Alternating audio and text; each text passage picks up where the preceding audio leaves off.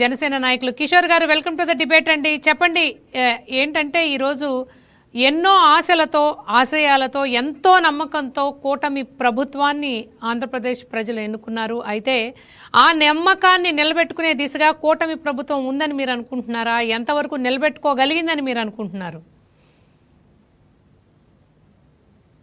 కిషోర్ గారు, మీ ఆడియో మ్యూట్లో ఉందండి. ఛానల్లో ఉన్న సభ్యులకి అందరికీ నమస్కారాలండి. నమస్తే అండి. ముందుగా ప్రజల తీర్పు మార్పు కోసం వచ్చింది. ఆ మార్పును అభివృద్ధిగా మార్చిన ప్రభుత్వం కూటమి ప్రభుత్వం. 2 సంవత్సరాల్లో ఆంధ్రప్రదేశ్ ను విధ్వంసం నుంచి అభివృద్ధి దిశగా ముందుకు నడిపించింది. ఈ 2 ఏళ్ల పాలనలో పూర్తిగా నాశనమైన రాష్ట్ర అభివృద్ధిని ఒక గాడిలో పెట్టుకునే పరిస్థితులు అయితే మనం విజయవంతం అయ్యామని చెప్పి అనుకోవచ్చు. పూర్తిగా విధ్వంసకరమైన వాతావరణం నుంచి బయటకు రావడానికి ఒకేసారి వీలు పడదు కాబట్టి అంచెలంచెలుగా అభివృద్ధి సాధిస్తూ ప్రగతి పదంలో ముందుకు నడిపిస్తుందని చెప్పొచ్చు.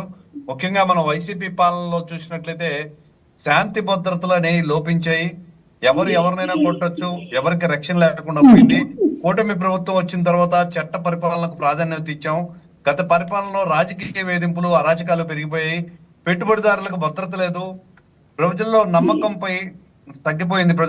ప్రభుత్వంపై నమ్మకం తగ్గిపోయింది. అరాచక పాలన నుంచి చట్ట పాలన వైపు రాష్ట్రాన్ని తీసుకొచ్చింది కూటమి ప్రభుత్వాన్ని ప్రత్యక్షంగా చెప్పవచ్చు. ముఖ్యంగా రాజధాని నిర్మాణం, అమరావతి పునర్నిర్మాణంలో ప్రగతి పదంలో దూసుకుపోతుంది. అమరావతి పనులు కక్షపూరితంగా గత ప్రభుత్వాలకి ఎక్కడ పేరు వస్తుందేమో ఆపేసిన పరిస్థితి వస్తుంది. రోడ్లు, భవనాల పనులు ఎక్కడికక్కడ ఆపేశారు. వాటిలన్నింటినీ వేగవంతం చేయడం జరిగింది. రాజధాని ప్రాంతంలో పెట్టుబడులు పెరుగుతా ఉన్నాయి. అనేక రకమైన కొత్త ఆఫీసులు, భవనాలు వస్తున్నాయి. రైతుల విశ్వాసాన్ని తిరిగి నిలబెట్టుకోవడమే కాకుండా మా భూములు కూడా రేపటి భవిష్యత్తు కోసం ఇస్తామని చెప్పి ప్రజలు ముందుకు నడిచే పరిస్థితి ఉంది.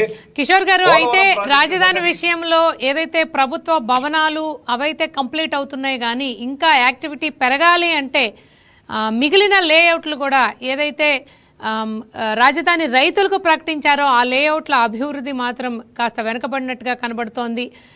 కాబట్టి ఇంకా యాక్టివిటీ తొందరగా పెరగాలని ప్రజలు కోరుకుంటున్నారు. దీనికి మీ సమాధానం ఏంటి? ఖచ్చితంగా అండి. ఒకవైపు మనం చూడవచ్చు, అప్పుల్లో ముంచేసి ఖజానాను మొత్తం ఖాళీ చేసింది వైసీపీ ప్రభుత్వం.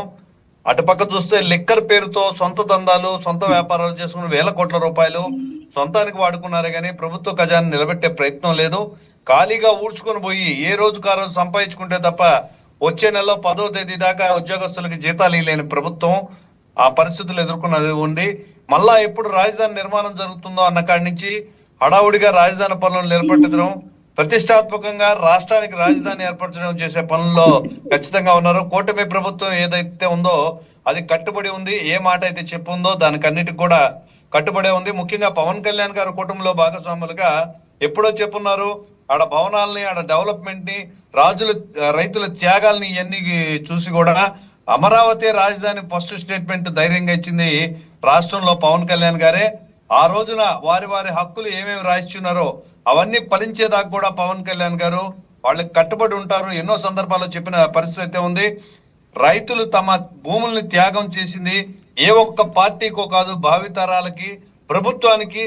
ఆ రోజున పార్టీ ఏదున్నా కూడా ప్రభుత్వం ఏదైతే కట్టుబడి ఉందో వాటి నిర్ణయాలని ఖచ్చితంగా పాటించాల్సిందే అని చెప్పి. ఓకే కిషోర్ గారు.